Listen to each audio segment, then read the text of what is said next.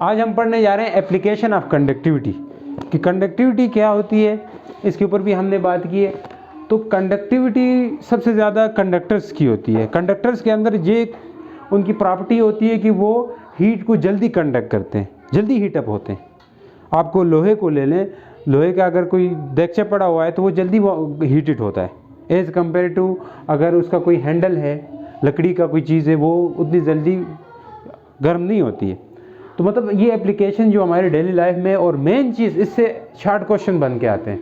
ठीक हो गया, शॉर्ट क्वेश्चन जो कंसेप्चुअल क्वेश्चन है इन्हीं एप्लीकेशन से बन के आते हैं कि आपसे इस तरह के क्वेश्चन, ये 5 एप्लीकेशन नहीं है, 5 शॉर्ट क्वेश्चन है एक तरह से, ये शॉर्ट क्वेश्चन आ सकते हैं आपसे। ये पहला क्वेश्चन ये पूछ सकते हैं, ये एप्लीकेशन है, in winter a metallic handle appear colder than the wooden door. अगर आप सर्दियों में देखें, जो अगर ये दरवाज़ा है तो इसके ये लकड़ से ज़्यादा ये ठंड लगे आपको, मतलब कोल्डर फील होगा। ये जो आपका हैंडल है दरवाजे का, वो ज़्यादा कोल्डर फील होता है एज़ कम्पेयर टू डोर। ये क्यों होता है? यानी कि ये क्वेश्चन थोड़ा इधर इस तरह भी बदल के दे सकते हैं कि जो मेटल है वो ज़्यादा कोल्ड होते हैं एज़ कम्पेयर टू वुड, वो क्यों होते हैं? तो आपने आंसर नीचे ये लिखना है, because in winter human body is at higher temperature. सर्दियों में क्या होता है, ये एक इंपॉर्टेंट चीज़ है। सर्दियों में हमें सर्दी क्यों लगती है? मेन चीज़ ये, सर्दियों में हमें सर्दी लगने की वजह ये होती है कि हमारी बॉडी का टेम्परेचर ज़्यादा होता है बाहर के टेम्परेचर से। ह्यूमन बॉडी का टेम्परेचर नॉर्मली कितना होता है? 37 डिग्री होता है ना, ये नॉर्मल टेम्परेचर है। अब क्या सर्दियों में बाहर जो एटमॉस्फेयर है, आसपास बगल की जो जगह है, क्या उधर भी आपके पास 37 डिग्री होगा? नहीं, 37 डिग्री ठीक ठाक गर्मियों का मौसम होता है। अब 37 नहीं होगा, अभी हमारा बॉडी का टेम्परेचर 37 है, तो अभी सर्दियों का मौसम है ना, तो आसपास में 20 होगा, 15 होगा, ठीक है, इवन माइनस में भी हो सकता है जनवरी के उसमें मौसम में। तो यहाँ पे क्या होगा, अभी हमारा टेम्परेचर हाई होता है एज़ कम्पेयर टू सराउंडिंग के मुकाबले में हमारी बॉडी का टेम्परेचर हाई होता है। तो हमने पढ़ा है हीट हमेशा हाई टेम्परेचर से लो टेम्परेचर की तरफ फ्लो करती है। अब हम में हीट होगी क्योंकि हमारे अंदर टेम्परेचर ज़्यादा है, तो हमसे जाएगी कहाँ?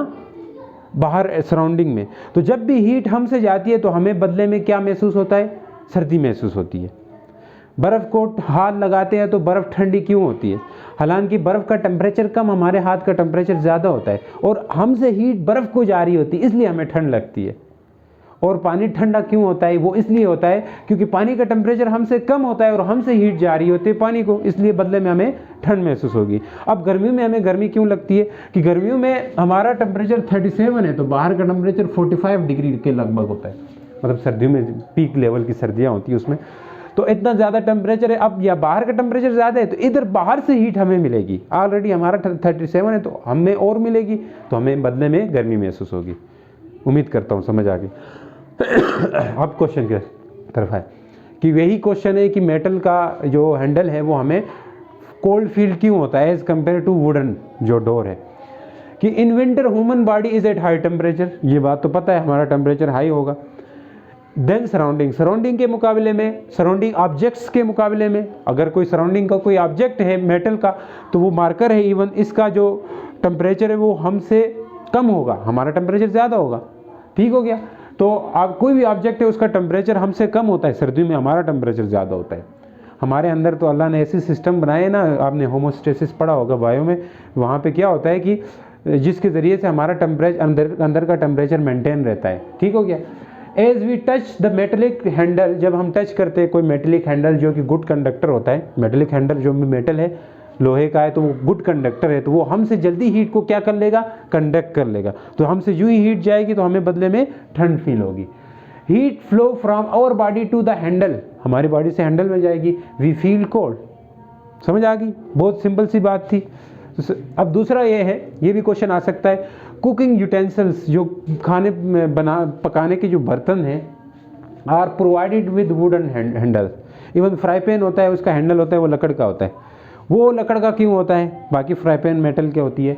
तो उसके पीछे का क्या लॉजिक है? वही लॉजिक है कि वुडन है तो वुड जो है ना बेड कंडक्टर है, वो हीट उतनी अच्छी कंडक्ट नहीं कर लेगा, वो उतना गर्म नहीं होगा और हम इजीली उसको पकड़ सकते हैं। बजाय लोहे का अगर हम हैंडल रखें तो वो भी गर्म हो जाएगा उस बर्तन के साथ। तो wooden is a bad conductor, wood is a bad conductor of heat, a wooden handle does not allow heat to be conducted. अगर मेटल का बर्तन में आप खाना पका रहे हैं तो उससे एकदम हीट उस वुडन के जो हैंडल है उसमें कंडक्ट नहीं होगी, उसमें हीट नहीं आएगी। क्यों नहीं आएगी? क्योंकि लकड़ जो है बेड कंडक्टर है, ठीक है। From hard utensil to the hand, therefore we use क्या?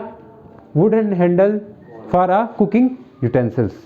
जो खाने पकाने के बर्तन है उनका जो हैंडल है वो हम लकड़ का यूज़ करते हैं। बहुत सिंपल वर्डिंग में लिखी हुई है, समझ आ गई।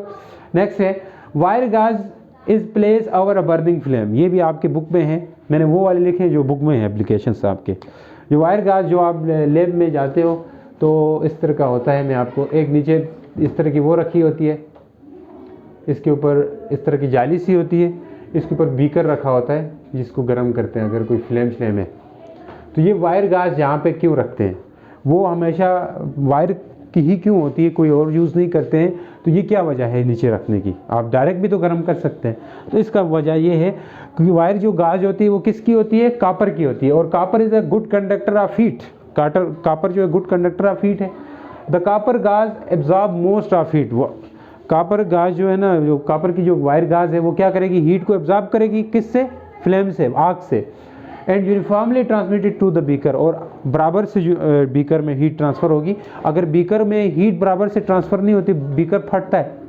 अगर आप किसी कूड़े में यहाँ पे जल रहा हो, आग लगा दी हो, वहाँ पे आप कोई बोतल वगैरह, शीशे की बोतल, कांच की बोतल आप फेंकते हो, जब आग बुझती है देखो तो वो कांच की बोतल के टुकड़े होते हैं। अगर आप इवन जो दवाइयों की बोतलें होती है जो कांच की, वो आप अगर उसमें फेंक देते हैं तो जलने के बाद उसके टुकड़े हो जाते हैं। क्यों? क्योंकि उसको यूनिफॉर्मली हीट नहीं मिलती है, नहीं मिलने की वजह से वो टूट जाते हैं, शीशा टूट जाता है। समझ आ गई। Small gap between railway tracks. Railway tracks देखी होंगी, उसके बीच में ऐसे गैप रखे जाते हैं सीढ़ियों जैसी, वो क्यों रखते हैं? ये भी आपके उसमें है। If no gap is left between the iron rails. ये आपके बुक में भी है एप्लीकेशन, वहाँ बहुत मुश्किल वर्डिंग लिखी हुई है। अच्छा, मैं सिंपल करके, अगर कोई गैप नहीं रखते हैं किसमें? आयरन रेल्स में, ये उनकी जो रेल्स हैं इनमें कोई गैप नहीं रखते हैं तो क्या होता है? द रेल्स में बेंड हो सकती है, अपनी जगह से हिल सकती है, टेढ़ी हो सकती है due to expansion in summer. और समर में एक्सपेंशन होती है क्योंकि मेटल है, तो मेटल समर में क्या करेगा? हीट कंडक्ट करेगा। हीट कंडक्ट करने की वजह से वो बेंड हो सकती है, बेंड होगी। एंड ट्रेन में भी ड्रेल, जो ट्रेन है वो अपने रास्ते से हट सकती है, मतलब जो सीधी ट्रेन आ रही है वो उधर जाके एक्सीडेंट हो सकता है। अक्सर गर्मियों में रेल के हादसा होते हैं, देखो सर्दियों में इतने तो गर्मियों में ज़्यादा होते हैं। अब तीसरी जो इम्पोर्टेंट चीज़ है, आयरन रिम इन कार्ट व्हील। जो लकड़ के जो घोड़ा गाड़ी है ना, उसकी जो टायर होता है उसके बीच में देखो तो ये सारा टायर जो है ना लकड़ का होगा, बीच में ये आयरन का होता है, आयरन रिम होती है तो उसके लिए। वो क्यों होती है? आयरन की क्यों रखते हैं वो पूछ रहा है। द आयरन रिंग, जो आयरन की जो रिंग है बीच में छोटी सी, to be put on the rim of cart, जो लकड़ का जो टायर है उसमें रखा जाता है। क्यों? Is always slightly smaller diameter. इस टायर का जो रिम है इसके डायमीटर से इसका डायमीटर थोड़ा कम होता है। अब डायमीटर कम होने से क्या होगा? Slightly diameter that the wheel के डायमीटर से कम होगा। अब व्हेन रिंग इज हीटेड, जब वो रिंग कब हीट होगी? गर्मियों में टेम्परेचर ज़्यादा होता है तो रिंग क्या हो जाएगी? हीटर हो जाएगी। हीट एंड एक्सपेंड स्लाइडली, और वो एक्सपेंड हो जाएगी। अब एक्सपेंड ज़्यादा होगी तो वो ईजिली उस टायर के अंदर ऊपर मूव कर सकती है। Slightly and slip on wheel easily, wheel के ऊपर आसानी से ये घूम सकती है। टायर घूमेगा तो साथ में ये भी घूमेगा। अब सर्दियों में ये क्या करती है? सर्दियों में यही आयरन रिंग कोल्ड में ये क्या करती है? कंट्रैक्ट हो जाती है, सिकुड़ जाती है। कौन सी? Iron rim. एंड ग्रिप, और आसानी से उसके ऊपर मजबूती से ग्रिप बन जाती है, यानी कि ताकि ये जो आयरन रिम है ये टूट ना जाए। ग्रिप द व्हील फर्मली, मतलब ज़्यादा मजबूती से ये जुड़ जाता है टायर, और उसकी वजह से सर्दियों में जो है ना ईजिली जो टायर है वो रोटेट कर जाता है। समझ आ गई? उम्मीद करता हूँ समझ आई। मिलते हैं नेक्स्ट वीडियो के साथ, तब तक के लिए गुड बाय, अल्लाह हाफिज़।